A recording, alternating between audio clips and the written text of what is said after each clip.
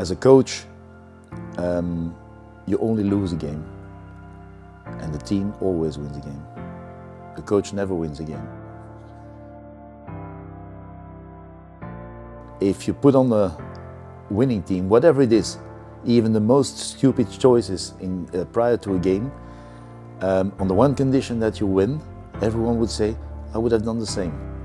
But if you lose, even with a team that was put by all people before the game, if you lose it after the game, everyone will say, I wouldn't have put that one, I would have rather put that one or that one or that one. So that's a kind of injustice when you analyze that. But as a matter of fact, that's a reality, not only in Copenhagen, that's the reality all over the world.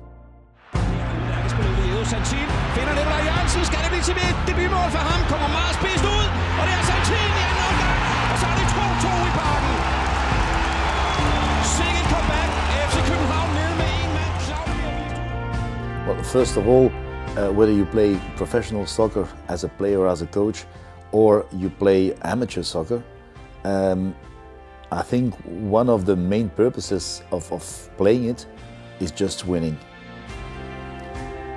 It becomes almost an obsession from the outside world. You know that pressure is there.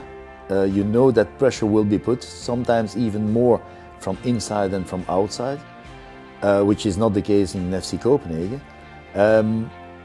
For yourself, and certainly as a coach, you should protect your team. It's up to you to try to keep away that pressure. When I say keep away, it's just not pushing it away, of course, because it's so present all over.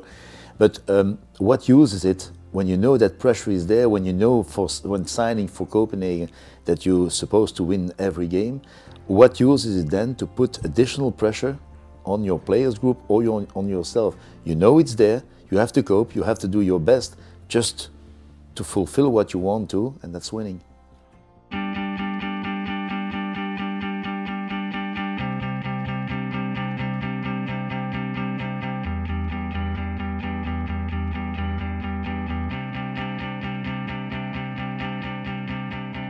Before working together with people, you have to know yourself outside football as a human being. How you act, how you react, how you manage with people, how you manage with a group.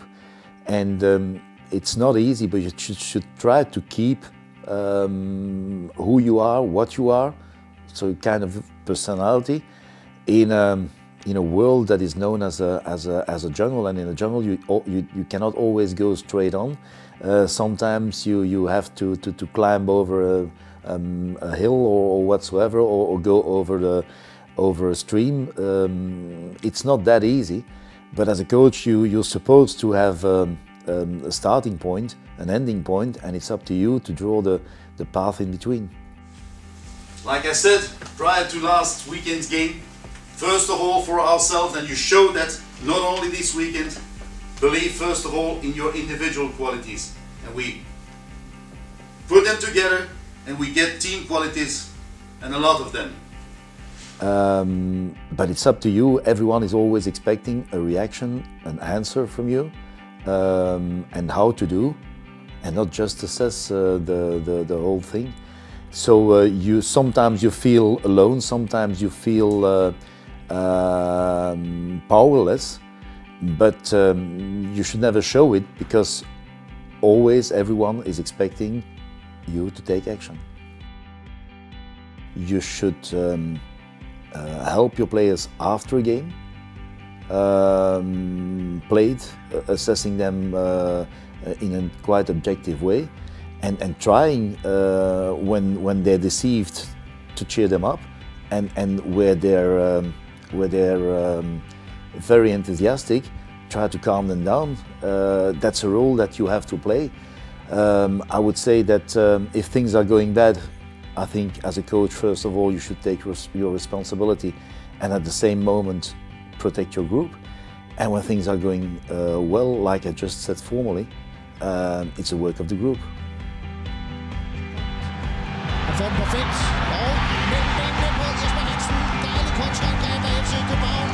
Super aflevering, der lige falder.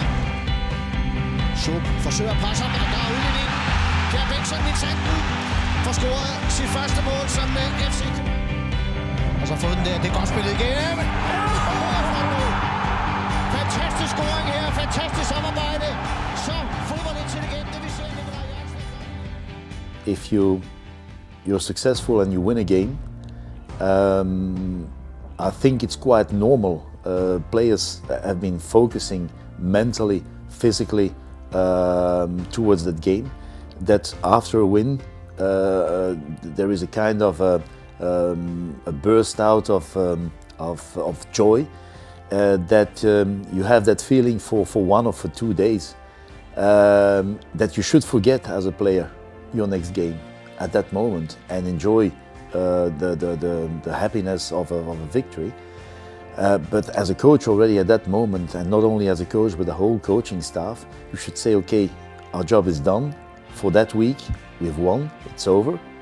And as soon as that game is over, we know that we're preparing the next one, and let players enjoy it for 1 or for 2 days, but we have to be ready.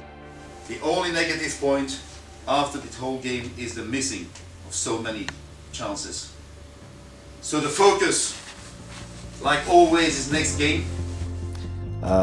Well, as a coach, I think you don't have a choice, because the choice is being put forward by the club, by the surrounding of the club, by the media, which is quite normal.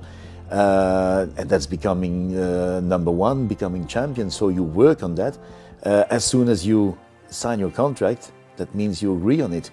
If I was supposed for myself not to be able to take that challenge, you shouldn't sign and say, okay, that's not for me, I prefer to train in a lower ranked club where the pressure is not so high and whatsoever. So I would say that focusing on a target, trying to achieve it, asks a lot of effort, but in the end, I think it's worthwhile to take that challenge. It's not only a slogan. You are FC Copenhagen.